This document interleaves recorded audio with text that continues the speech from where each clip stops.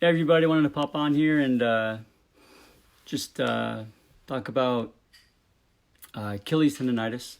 I think a question that someone brought up in one of the other other things I posted. He wanted to know about Achilles tendonitis, and since I think his name's Bob, since you asked the question, I'm gonna talk about it, man. So Achilles tendonitis, when it is and when it isn't.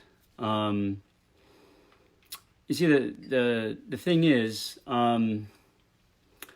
hey Francisco, thanks for hopping on, man. It's often enough a chronic Achilles tendonitis sometimes is a part of the nervous system pain, the sural nerve that traces, it comes off of your tibial nerve and traces down the outside of your Achilles tendon. And the one thing that this thing does not do well with is stretching the Achilles tendon or stretching out the calf. So if you've had Achilles tendonitis for quite some time and you've been stretching your calves and it just simply doesn't seem like it's getting better now, often enough it's the sural nerve.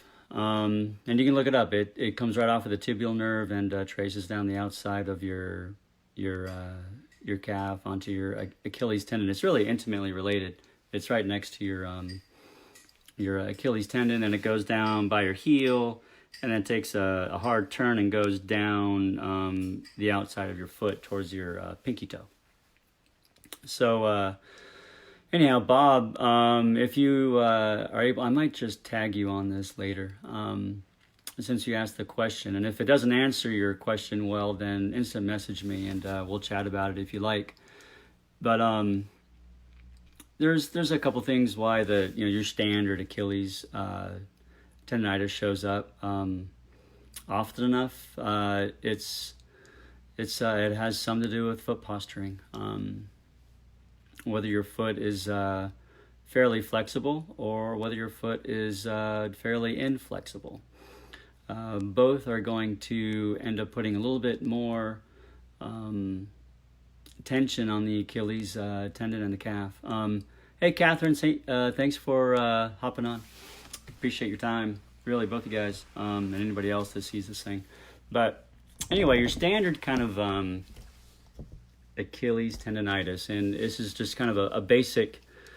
I can go in more detail if you guys like. Go ahead and instant message me. I dealt with this a lot with clients and people that come in to see me. But anyway, so Achilles tendonitis, it does sometimes have a good bit to do with foot posturing. It gets into the shoe, what kind of shoe you have, what essentially the foot and lower leg is actually doing when it's striking the ground over and over and over again. Hey, Eric. Oh, hey. Hey, Catherine. Thanks for saying hey. Appreciate it. Anyway. So, let's see if I can't maybe, this is all reversed, so this is actually my right leg, but I might move the wrong way. Anyway, there we go. So I have a fairly mobile foot, and as you can kind of see there's a lot of motion going on in my heel. And when your heel, we call it evert. When your heel everts, it puts a little bit more lengthening into the Achilles tendon. It goes slightly longer in this direction. What ends up happening when we go up on our toes, our heel actually goes in the opposite direction. It kind of flares in underneath your lower leg. When you go up, your Achilles tendon kind of flares in because the mechanics of the foot make it so that the heel kind of flares in. So that's a shorter position of the Achilles tendon. But when you have a foot posturing that can kind of roll out a good bit, and your foot is fairly mobile, and you can get into strengthening issues with posterior tib and perineals and all that jazz. But bottom line is, what is the foot able to do and what is it not able to do? If it's able to do a whole lot, cycle after cycle after cycle when we're running, then what ends up happening is that it tends to be in a lengthened position more often, or longer, sometimes farther than it should, and so it puts a lot of stress on the Achilles tendon. Hey Bob, thanks for hopping on, man. Anyway, that's one reason why. One reason. I mean, this can get really long, and I don't want to waste your guys' time. But most of it does have to do with foot posturing within the foot, the trails you're running or not, if you're running on kind of harder surfaces, and the strength of your foot muscles. And the other thing is a higher arched foot, or a foot that just doesn't really move much. It doesn't have to be high. It can just be kind of like a normal kind of a, middle of the road kind of a foot posturing, but it just doesn't, it's fairly rigid. So you have 26 bones in your feet. It's meant to be, and it's designed to be, this mobile adapter. So, when we're on trails and all this other stuff, the foot is designed to be this mobile adapter. And when we end up kind of coming up on our toes, there's supposed to be this resupination effect. And supinate just means kind of firming up, getting the axes of the foot and everything and all that jazz. But there's a firming up of this platform, the foot, when we progress over our foot when we're standing, and it's meant to be this mobile thing. But when it's not, and the foot doesn't move a whole lot, the ankle and where the Achilles tendon. Oh, thanks, appreciate it. We'll talk later if you like to. Thanks, Kathy. But anyway, yeah. So most of the stress is at the ankle, and what controls the ankle a whole lot is the Achilles tendon and the calf. So when the foot doesn't allow for the mobility that is designed to be, and designed to help for this mobile adapter when we're walking or jogging or running or sprinting or whatever, the Achilles tendon ends up being the thing, and the ankle tends up being the thing that controls a ton of the shock absorption, and so the Achilles tendon and the calf have to do a ton of the work to make that actually work right, because the rest of the foot just really isn't doing its job very well. And that's why people that tend to have a higher arch, or a foot that is an arch that isn't very mobile, tend to blow through shoes really fast. They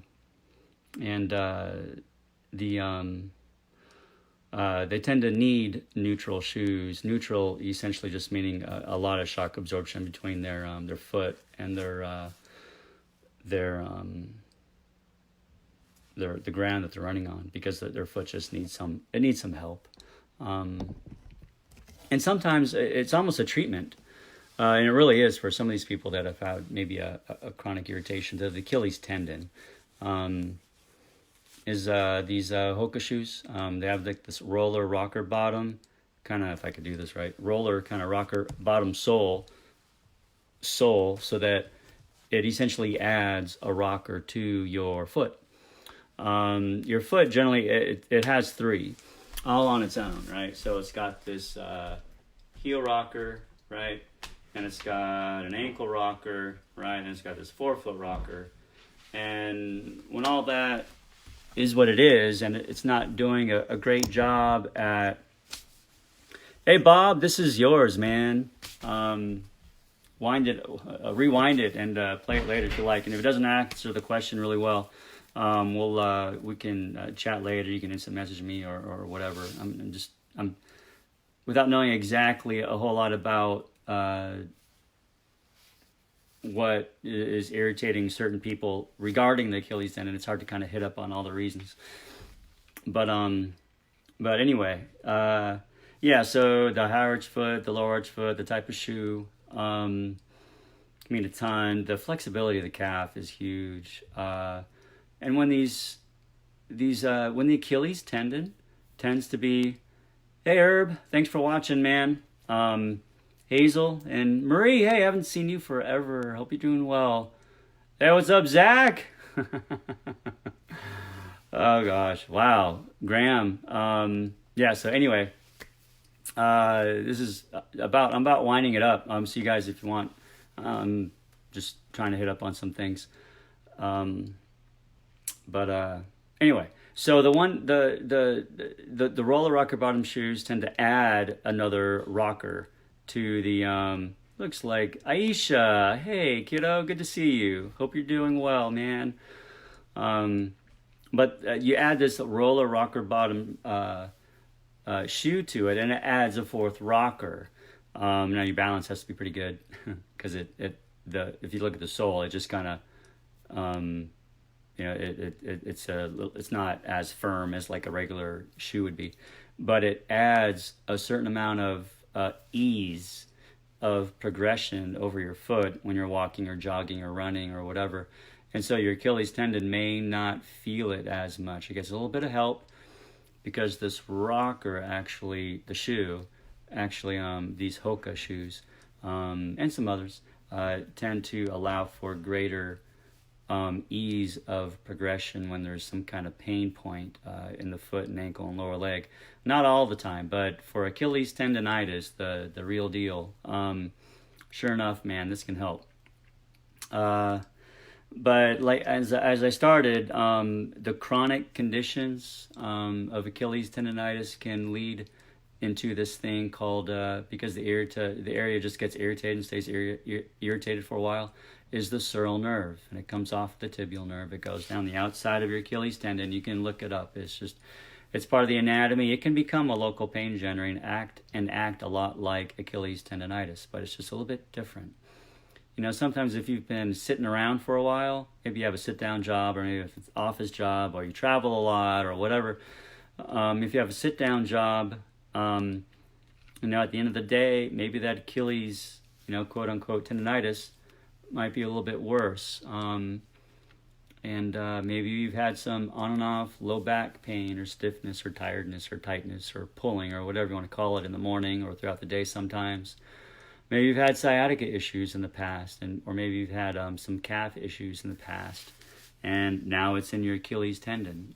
Sometimes, not all the time, but sometimes it could be actually the sural nerve, and so you just keep stretching out your calf thinking it's your Achilles tendon, and sometimes it just simply makes it worse. So anyhow, I hope this kind of sheds a little bit of light on what might be going on, particularly, just people that have Achilles tendonitis maybe had it for, over 6 months or a year. Sometimes, it's been going on for years, and no one quite can figure it out. And so you keep on stretching out your Achilles and your muscle, your calf. People keep telling you to do it, and it just doesn't get better because it's not actually the Achilles tendon or calf. It's actually the sural nerve that comes off the tibial nerve, that is a branch off your sciatic nerve, that is from the bundle that comes out of your low back. Is it sometimes from the low back? No, not really from, but if people have had, some low back stiffness or tiredness or tightness or pulling or whatever you want to call it, sometimes that sets up the environment for the nervous system down your leg not to be quite that great. And so if you've had a true Achilles tendonitis in the past, it's enough to set off the sural nerve because it's right next door. So anyway, and that's the same thing with some of these chronic hamstring issues. Sometimes it's just essentially the sciatic nerve, as it goes on and on and on, the sciatic nerve ends up being a bigger issue than the hamstring strain. You keep on stretching out your hamstrings, thinking it's the hamstring, and it keeps on staying sore, and you don't know why. Well, chances are sciatic nerve and maybe not the hamstring. Anyway, I say all that to say, yeah, just help you guys. Hopefully I did, and if I didn't, make things a little bit more clear. Let's chat. You can instant message me. I'd love to help out. And I mean, what I do is really up to you guys. Some of you guys I'm talking about, plantar fasciitis, Achilles tendinitis, some kind of knee pain or hip pain or back pain or hamstring pain. And I'm wondering if, I put together a program for you guys, and, if that would interest you, to get you back out on the road running without any pain, hitting your PRs, having a little bit more fun in your life, and, enjoying your life a little bit more. So anyhow, something I'm thinking about, and I'd like to do if it just interests you guys. If not, I won't do it. I'm also thinking about doing a what do you call it? A webinar, just to get some interaction with some people. That's a little bit more face to face and a little bit more private.